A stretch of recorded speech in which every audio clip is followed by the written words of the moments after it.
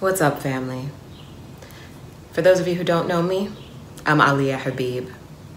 I'm sure like many of you for the last few weeks, I've been inundated with calls, emails, and texts from colleagues and friends, family, loved ones, asking how I'm feeling.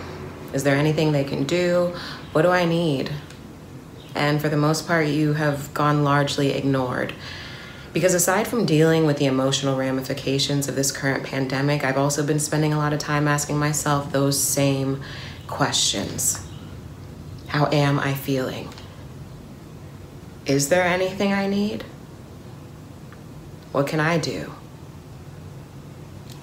Here are the answers I came up with. Truthfully, I'm feeling inspired. We're living in history as it unfolds. And as tragic as these circumstances were in order to bring about this change, I truly believe that had we not been in quarantine for COVID-19, white America would have turned another blind eye and we would be right back to where we were when this whole thing began, and we can't go back. So I believe everything happens for a reason, and that reason was change. It's time to tear it all down and rebuild a system that works for everyone in America and not just the select few. Is there anything I can do? As an artist, I've been called to action. This moment has thrust forward so many instances of racism and prejudice in both my personal and professional life, and has inspired me to bring back a project that was shelved 2 years ago in 2018. Now at this time, it is spring 2018, and I'm working an 11-week residency as a teaching artist at a middle school down in Trenton, New Jersey through the McCarter Theater Education Department. I was to create a performance piece with 2 classes, one 6th grade and one 7th grade, centered around the poem by Langston Hughes, Let America Be America Again. Now my classes were labeled troubled, difficult, and challenging. My 6th grade class, which I was told was bilingual, was actually only Spanish speakers. Pero hay no problema porque estudio español por 6 años, so I made it do what it do. Now my 7th grade class was poor, Black, Latino, with a couple white students thrown in for good measure because we know that poverty knows no color. But the only challenge that I found was operating within a professional and educational system that really had no vested interest in the kids' success. Now, due to the language barrier of the 6th grade class, I did have to slightly modify my course of action with them.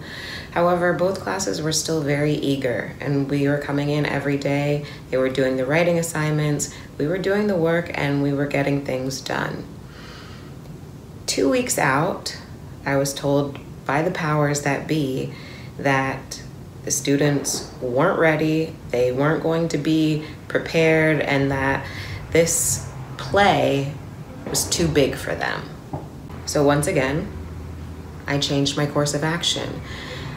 And then the last day of my residency, when we were going to do the modified performance that we slapdash put together in 2 weeks, as opposed to the one that we had been working on for 9, they called me and told me not to come in.